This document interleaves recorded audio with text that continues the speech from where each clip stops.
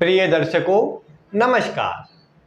आज मैं आपको बताऊंगा कि आप किस प्रकार किसी भी कुंडली को देख करके यह कैसे जान सकते हैं कि उस कुंडली में चंद्रमा का प्रभाव कैसा मिल रहा है। चंद्रमा शुभ परिणाम दे रहे हैं या फिर अशुभ परिणाम दे रहे हैं। आपको ज्योतिष की ज़्यादा नॉलेज हो या न हो, आज आप बहुत ही आसानी से यह जान जाएंगे कि चंद्रमा का प्रभाव कैसा है। चंद्रमा अपनी महादशा में और अंतरदशा में किस तरह का प्रभाव देगा, पूरे जीवन पर उसका किस तरह का प्रभाव होगा, यही सब मैं आपको बताने वाला हूँ। वीडियो बहुत ही रोचक होने वाली है, इसीलिए आप ध्यानपूर्वक इस वीडियो को देखते रहें। इसके पूर्व मैं आपको कुछ ग्रहों की जानकारी दे चुका हूं, उनके विषय में आपको कैसे देखना है, वह शुभ है या अशुभ है, जिसमें शनि, राहु, केतु, गुरु और सूर्य, ये सब इनकी जानकारी आपको मिल चुकी है। इन सब का प्रभाव मैं आपको बता चुका हूं। आज चर्चा चंद्रमा की है। चंद्रमा देखा जाए तो कुंडली के प्रमुख ग्रह के रूप में देखे जाते हैं, क्योंकि लग्न कोई भी हो, कोई भी राशि क्यों ना हो, चंद्रमा का प्रभाव जीवन में सर्वाधिक देखने को मिलता है, क्योंकि यह हमारे मन को प्रदर्शित करता है। और आप जानते हैं कि मन के हारे हार है और मन के जीते जीत। अगर ये चंद्रमा आपका मजबूत है तो आप निश्चित ही अपने जीवन में सफलता प्राप्त आसानी से कर पाएंगे।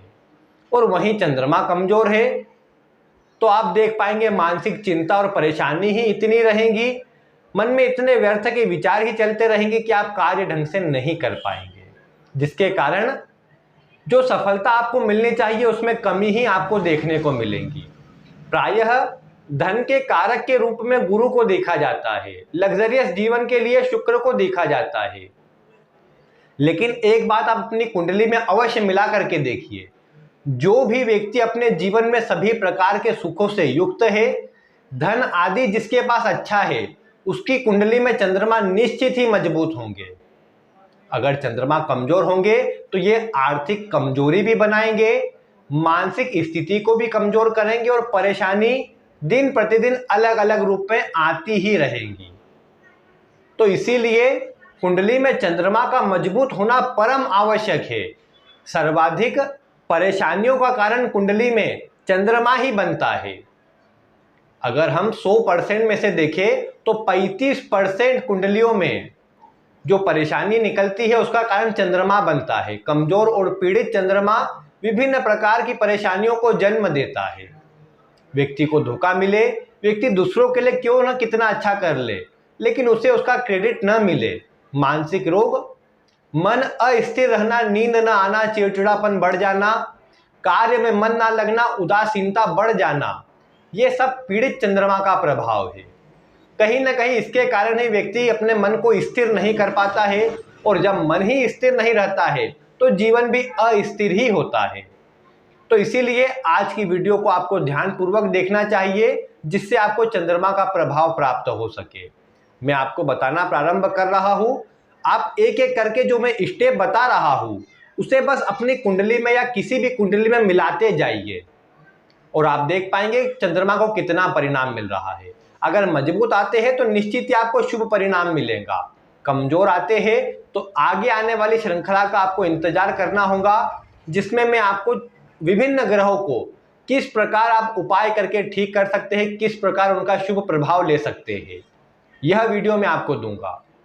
तो आपको वो सब जानकारी मिले, उसके लिए आपको चैनल को भी सब्सक्राइब कर लेना चाहिए, ताकि आपको ऐसी ही जानकारी आगे भी मिल सके। अब आइए बिना विलंब किए मैं चंद्रमा का प्रभाव बताता हूं। इसके लिए आप अपनी जन्म कुंडली को, जो लग्न कुंडली होती है, उसे अपने सामने खोल करके बैठ जाइए। एक उदाहरण के लिए यहां पर मैंने लग्न कुंडली बना ली है। इसमें कोई भी अंक नहीं है, केवल किस भाव को क्या कहते हैं वह लिखा हुआ है। जन्म कुंडली में 12 भाव होते हैं। इन 12 भावों में प्रथम भाव, द्वितीय भाव, तृतीय भाव किसको क्या कहते हैं वह यहाँ पर लिख दिया है, ताकि जिन्हें ज्यादा नॉलेज न भी हो वो भी जान जाए किस प्रकार इस चंद्रमा का प्रभाव देखना है। चंद्रमा का प्रभाव लग्न कुंडली से ही देखिएगा। चंद्र कुंडली आदि पर इसके प्रभाव की ओर न जाए। पहले लग्न कुंडली से देखिए चंद्रमा किस अवस्था में है। आप यह देखिए कि आपकी जो ये लग्न कुंडली है इसमें चंद्रमा किस भाव में बैठे हैं। 12 में से किसी भी भाव में आपके चंद्रमा हो सकते हैं।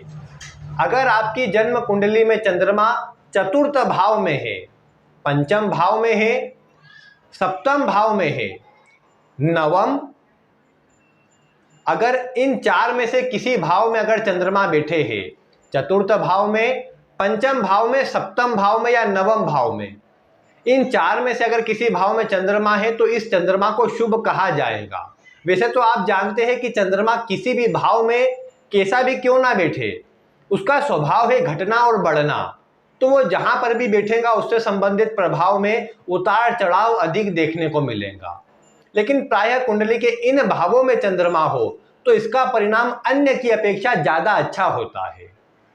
इसके अतिरिक्त अगर आपकी कुंडली में चंद्रमा लग्न में है, लाभ भाव यानी एकादश भाव में है, या फिर कुंडली के द्वादश भाव में है, इन 3 में से किसी भाव में अगर चंद्रमा है तो यह भी आपके लिए शुभ है और इसका परिणाम आपको सामान्यतः अच्छा मिलेगा। इसीलिए आप इस चंद्रमा को 30 अंक प्रदान करेंगे। अगर चतुर्थ, पंचम, सप्तम या नवम में है तो 40 अंक, अगर लग्न, एकादश या द्वादश में है तो 30 अंक, और इसके अतिरिक्त किसी भी भाव में है तो 0 अंक, क्योंकि अन्य भावों में होने पर चंद्रमा में विशेष कमजोरी और कहीं न कहीं जीवन में अस्थिरता में वृद्धि अवश्य देखने को मिलती है। तो आपने अपने भाव की स्थिति के अनुसार चंद्रमा को अंक दिए। चंद्रमा 40 अंक प्राप्त करते हैं, 30 अंक प्राप्त करते हैं या 0 अंक प्राप्त करते हैं, ये आपने देखा है भाव के अनुसार। अब आप यह देखिए चंद्रमा जहां पर बैठे हैं वहां पर कौन सा अंक लिखा हुआ है। अंक राशियों को प्रदर्शित करते हैं। चंद्रमा जिस राशि में होते हैं उसे ही आपकी चंद्र राशि या जन्म राशि कहा जाता है। तो आप ये देखिए चंद्रमा जिस भाव में है वहां पर कौन सा अंक लिखा है। 1 से लेकर के 12 पर कहीं पर भी आपके चंद्रमा लिखे हो सकते हैं। अगर आपकी कुंडली में चंद्रमा 1 अंक पर, 2 अंक पर, 4 अंक पर, 9 या 12 के अंक पर लिखे हुए हैं तो ये चंद्रमा आपको विशेष शुभ फल देने वाले हैं। इस अवस्था में आप चंद्रमा को कुल 40 अंक प्रदान करेंगे। ये चंद्रमा आपको निश्चित ही शुभ परिणाम देंगे और इन राशियों में चंद्रमा मजबूत होते हैं।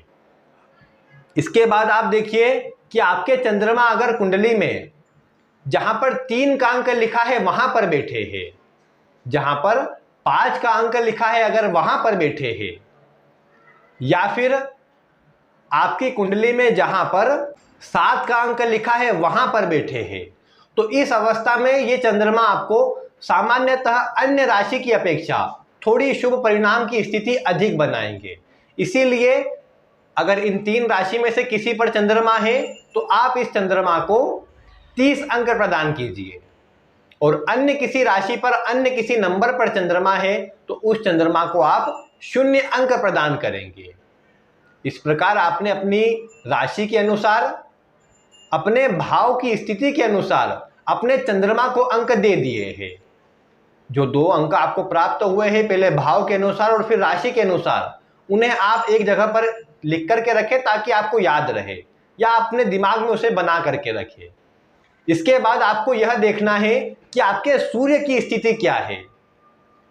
विभिन्न ग्रहों के जब मैं प्रभाव आपको बता रहा हूं तो उसमें अलग अलग ग्रहों को आपको साथ में जोड़ना है, साथ में देखना है। यहां पर आपको सूर्य के प्रभाव को अवश्य देखना है। मैं पूर्व की वीडियो में सूर्य का प्रभाव बता चुका हूं, आप एक बार उसे भी पूर्ण रूप से देख लीजिए, क्योंकि सूर्य का प्रभाव हमें चंद्रमा के लिए इसीलिए देखना है क्योंकि चंद्रमा सूर्य के प्रकाश से प्रकाशित होता है। चंद्रमा में स्वयं का कोई प्रकाश नहीं है, स्वयं का कोई बल नहीं है, उस पर सूर्य का प्रभाव, सूर्य का तेज ही उसे जागृत करता है, उसे अपना प्रभाव देने में स्थिति बनाता है, मजबूती प्रदान करता है। तो इसीलिए आप अपनी कुंडली में सूर्य के बल को अवश्य से देखें।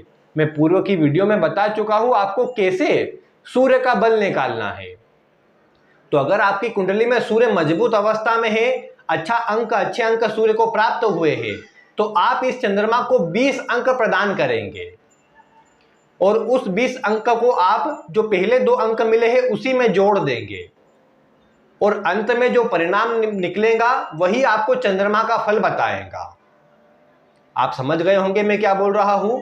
सबसे पहले आपने भाव के अनुसार चंद्रमा का फल देखा, उससे कुछ अंक आपको प्राप्त हुए। फिर आपने राशि के अनुसार चंद्रमा के फल को देखा, उससे कुछ अंक आपको प्राप्त हुआ। फिर आपने सूर्य के अनुसार अपने चंद्रमा का फल देखा और उससे आपको कुछ अंक प्राप्त हुए, या तो 20 प्राप्त होंगे या 0 प्राप्त होंगे। अगर सूर्य को आपकी कुंडली में 50 से अधिक अंक मिलते हैं तो आप इस चंद्रमा को 20 अंक दीजिएगा। अगर 50 या उससे कम अंक सूर्य को प्राप्त हुए हैं तो आप इस चंद्रमा को 0 अंक आखिरी में दीजिएगा।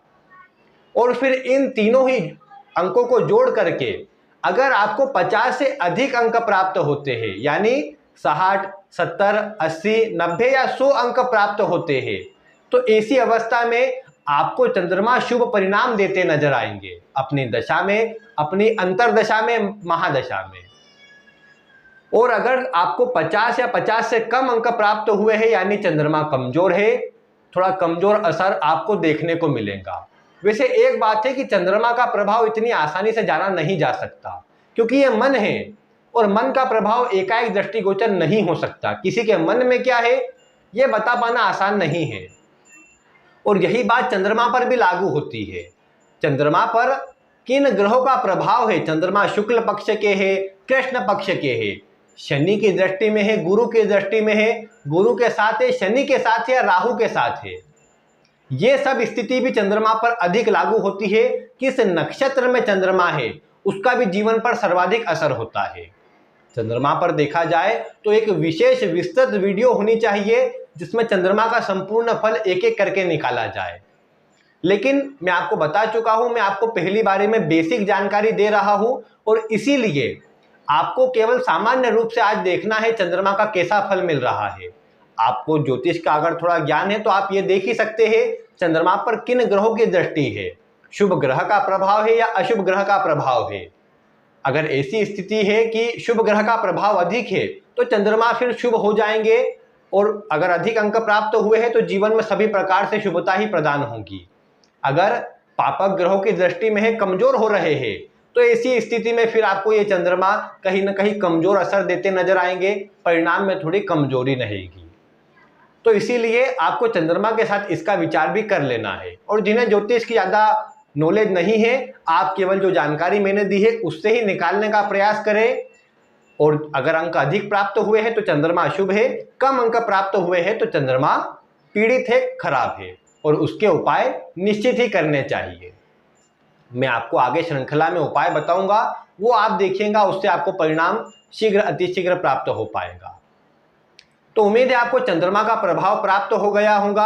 आगे आने वाली वीडियो में मैं आपको मंगल का प्रभाव बताऊंगा। मंगल का शुभ या अशुभ कैसा प्रभाव आपको प्राप्त हो रहा है इसकी जानकारी दूंगा। उस वीडियो को और अन्य ऐसे ही रोचक वीडियो को देखने के लिए आप चैनल को आज ही सब्सक्राइब कर लीजिए। मिलते हैं फिर किसी ऐसी ही रोचक वीडियो के साथ। वीडियो देखने के लिए आपका बहुत बहुत धन्यवाद।